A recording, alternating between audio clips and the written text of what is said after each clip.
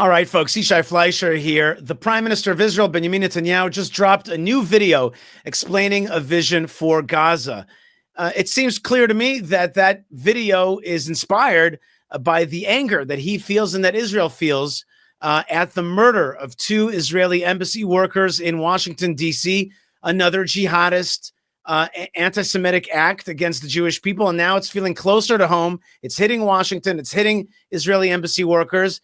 And that murderer, that terrorist, that jihadist called for free Palestine.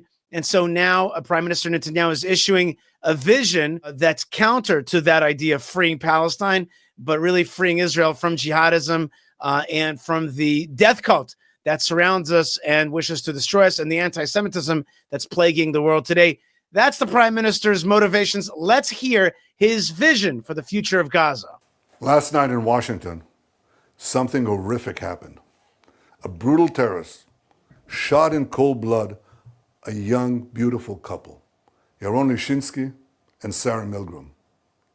Yaron had just bought an engagement ring for Sarah. He was planning to give it to her in Jerusalem next week. They were planning to start a new and happy life together. Well, that tragically did not happen. Yaron and Sarah weren't the victims of a random crime.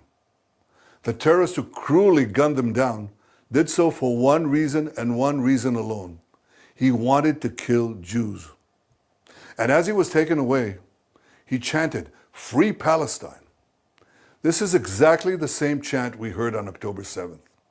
On that day, thousands of terrorists stormed into Israel from Gaza. They beheaded men, they raped women, they burned babies alive. They butchered 1,200 innocent people and took 251 innocent people hostage to the dungeons of Gaza. A short time afterwards, Chancellor Scholz of Germany visited Israel. And after he saw the horrors, he said to me, "These Hamas terrorists are exactly like the Nazis." He was right.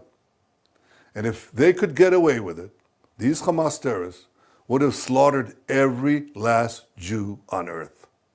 For these neo-Nazis, free Palestine is just today's version of Heil Hitler. They don't want a Palestinian state. They want to destroy the Jewish state. They want to annihilate the Jewish people who've been in the land of Israel for 3,500 years. This phrase that was just uttered by the Prime Minister is very important, and one that's not uttered enough, and that is that the Jewish people's claim to the land of Israel goes back 3,500 years. Very important claim, and that one that we need to talk about, substantiate, and make clear all the time. In general, I think that when people refer to Israel, they should just say Israel, the third Commonwealth. It's very important for us to always say to people, yeah, we've had a Jewish state here 3,000 years ago, 2,000 years ago. We're an ancient people. This land is part of our DNA.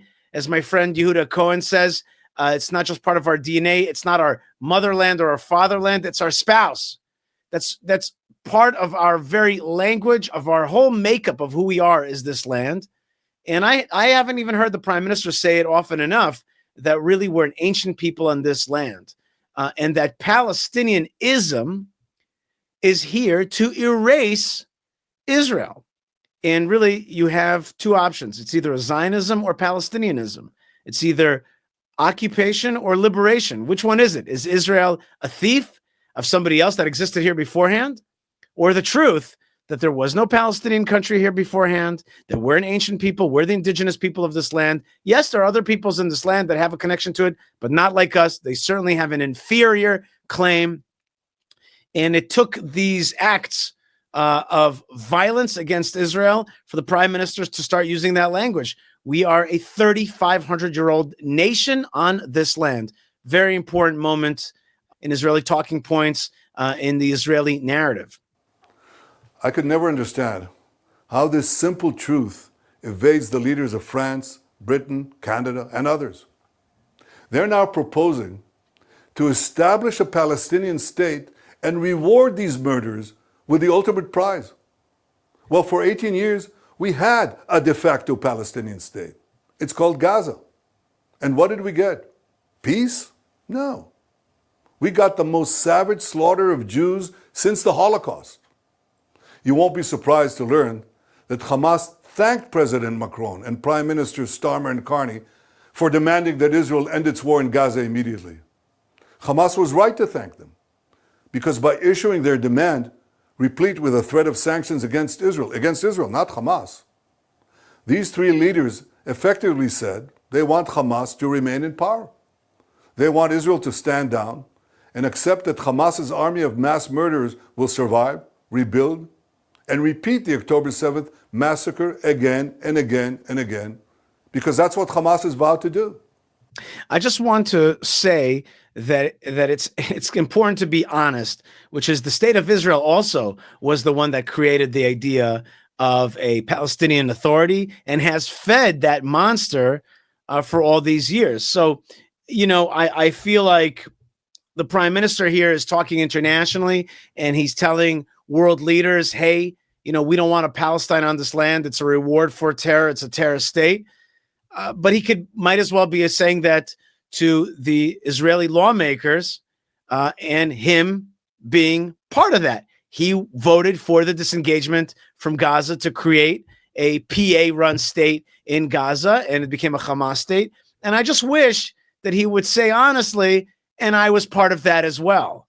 And I'm walking back our mistakes. The way he says it is like, I'm just walking back your mistakes. How dare you talk about creating a Palestine and Israel?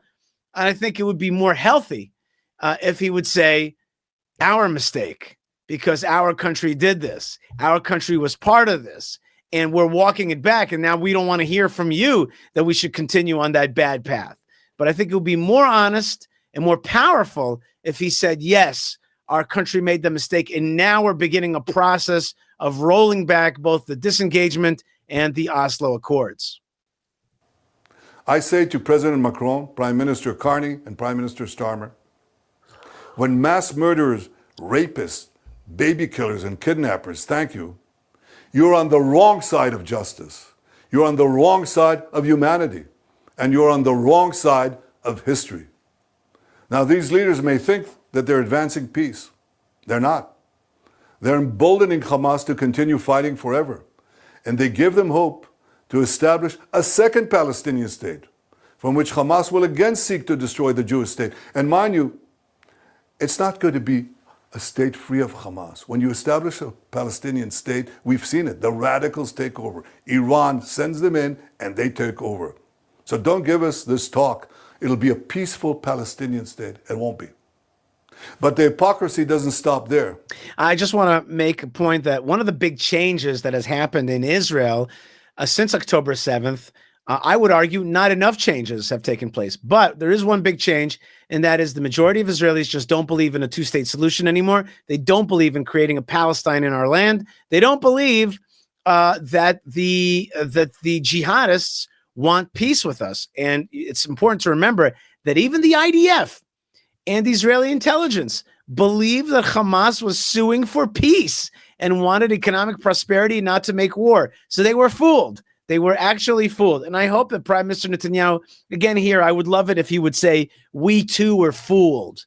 Our own intelligence community was fooled. I wish he would say that, because I think it would be more honest and actually more powerful if he would say, yeah, we fell for that stuff as well. He's like, don't give me that stuff that they want a peaceful state. I always thought so. I have always said that they don't want a peaceful state. And people in the real nationals camp in Israel, the right-wing camp, have always said, don't give away Gaza. We were protesting the Gaza giveaway in 2005 because we said they're going to make a terrorist state. So he's now saying that to the international community, to France and England. Fine, but say it internally as well, and make it clear that we're walking back the bad policy of Oslo. These and other leaders have bought into Hamas's propaganda that says Israel is starving Palestinian children. And not only is Hamas putting out this lie, a few days ago, a top UN official said that 14,000 Palestinian babies would die in 48 hours. You see, many international institutions are complicit in spreading this lie. The press repeats it, the mob believed it, and a young couple is then brutally gunned down in Washington. And it's important, once again, to add that Israeli leaders also mouth some of this, right? Yair Golan, the leader of the Israeli left, has said that he said this week that the Israeli army has turned killing babies into some kind of sport, and was then roundly criticized. But he says that he said it, and then you had Israeli former Prime Minister Olmert saying that Israel is close to making war crimes. So you have people in our own world here, in our own world, that say that are our own Israel, that say these kind of things, and it's really a sickness that we have around the world, but we also have it here in Israel, and it's important to say that. It's important to say we have that sickness inside as well. Yair Golan, his statement exactly was: sane countries do not kill babies as a pastime. Holy cow, what a sicko. So he's not any, the international community folks that say this kind of stuff, they can't be, they're not sicker than Yair Golan, but indeed we have that disease within, and it's important. I wish, again, that the prime minister would say, yeah, we have those kind of sick people amongst Israeli leaders as well. And by the way, the Arab media has spread that Yair Golan, leader of the Israeli left, has said that sane countries do not kill babies for sport, intimating that Israel does that. It's all over the Arab press that our leaders are saying that. Again, had Prime Minister Netanyahu said, listen, we have sick people amongst ourselves as well who are contributing to the Hamas narrative, I think that would have been good. I think it would have been healthy to put a little sunshine on the evil that lurks within. So here are the facts. Since October 7th, Israel has sent 92,000 aid trucks into Gaza. That's right, 92,000 aid trucks. That includes 1.8 million tons of aid. 1.8 million tons of aid. More than enough food to feed everyone in Gaza. Yet as we had let the aid come in, Hamas stole it. They took a huge chunk for themselves. The rest they sold at exorbitant prices to the Palestinian population. And then they used the money they stole to recruit new terrorists to continue their war against Israel. Our goal from the start was to get food to Palestinian civilians, not to Palestinian terrorists. So we consulted with our American allies. What do we do to prevent Hamas from looting the aid? Well, together we devised a mechanism to achieve this goal. American companies will distribute the food directly to Palestinian families. They'll do so in safe zone secured by our military. And this will allow us to complete our goal of destroying Hamas while enabling aid to reach the civilian population. We'll complete the construction of the first distribution zones in the coming days. Ultimately, we intend to have large safe zones in the south of Gaza, and the Palestinian population will move there for their own safety while we conduct combat in other zones and receive humanitarian aid there without Hamas interference. In the meantime, we authorized letting trucks enter Gaza to provide for immediate needs. Okay, this is a bone of contention here in Israel. You're letting food into Gaza. The Hamas want a humanitarian crisis. They want it, and you're trying to stop it. I understand that. But the right way to have dealt with this was to have immediately blown a hole in the fence between Gaza and Egypt, allowed refugees, non-combatants to run out, set up tents there, use the international community. The UN could actually do something for a living and set up some tents over there. And instead, we're still allowing a population that largely supports Hamas to be fed. Food will still get into the hands of our enemies and our haters. And you're not getting that population out as the Trump vision allowed, and which is the right thing to do. So I'm not so happy about this idea about feeding the Gazans in Gaza. This was a moment to clean out the population that supported Hamas, that from which the next generation of combatants rise. It would have been better to push them out, secure their humanitarian needs in the Sinai or somewhere else, and maybe Turkish Cyprus, for example, or Syria or North Africa.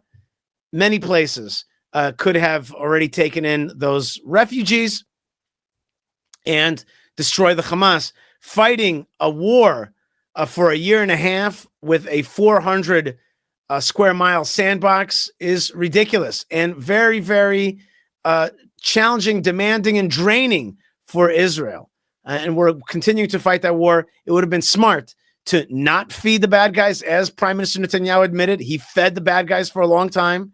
No matter if it was foolish, it was our foolishness. It would have been better to take care of that fast, open up that corridor for refugees to leave, strike hard, and defeat the enemy, and of course, assume governance and sovereignty over Gaza and fix the mistake, roll back the mistake of the Gaza disengagement, where Israel left and destroyed its own communities. We've got to come back and rebuild our communities. That would have been proper justice, vengeance, and fixing of the bad policy of the disengagement.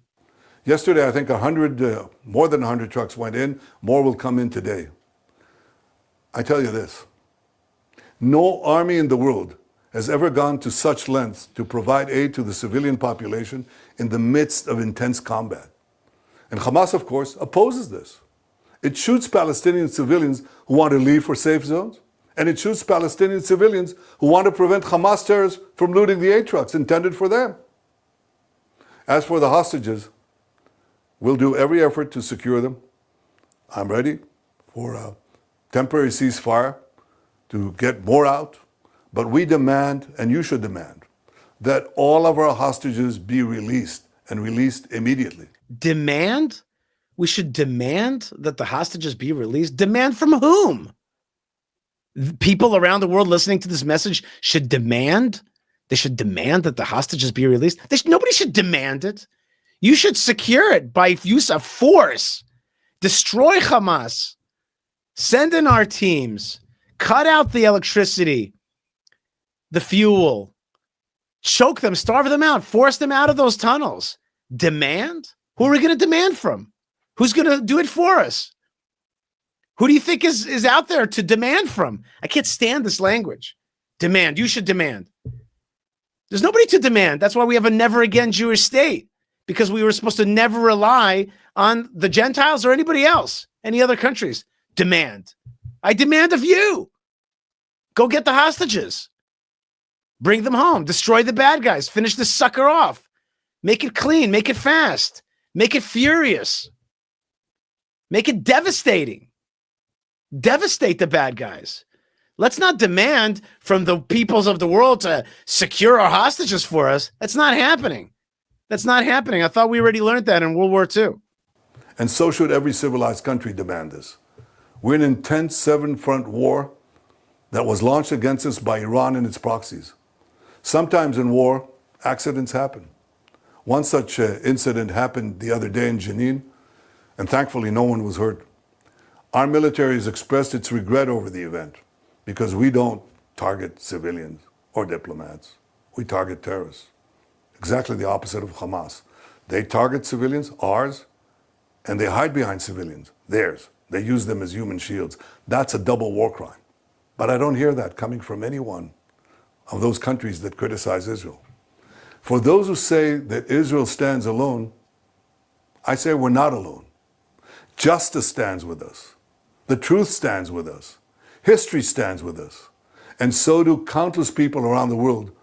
And the God of Israel stands with us. The God of Israel, who brought us through providentially through the last 3,500 years of anti-Semitism. And we've survived because of ingenuity, maybe, luck, maybe. Let's call it what it is. The God of Israel. He has defended us. He has protected us. We are the apple of his eye. He wants to bring us through this challenge as well, has brought us through the Holocaust and the rebirth of the Jewish state. Say it. Just say it. Say Baruch Hashem. And believe me, you'll have a lot of people more allied with you when you say it. Say it. The God of Israel. He protects us. Look at those books right behind you to your right. Look at those books. That's the Mishnah. That's the Jewish law that comes from the Torah. Say it. Own it. To your left is the Zohar, the mystical teaching of the mystical exposition of the Bible and Jewish life, how to live with mystical consciousness. It's okay. Don't be afraid. Say it. The God of Israel protects us. Who can tell the difference between right and wrong, between good and evil. I want to thank all of them. And I especially want to thank President Trump and the American people for their forthright stand with Israel and with the Jewish people. Together we stand, together we'll triumph, and we'll see the victory of civilization over barbarism. Okay, Prime Minister Netanyahu, I think in many ways a very powerful message, clear. He's raging against the international community, the UN and France and other countries that are calling for a Palestine in our land. He's saying it's a very bad idea. He's saying that we're going to feed the Gazan population that has moved south, and so that we can fight the combatants.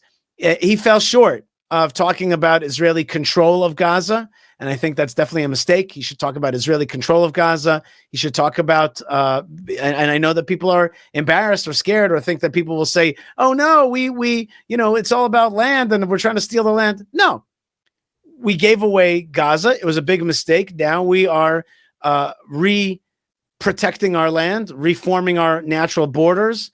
Gaza cannot be a Palestinian state. It cannot be a Hamas state. It's got to be part of Israel. So he fell short of that. But he did call out anti-Semitism. He definitely came up with a plan to separate out the combatants from the non-combatants.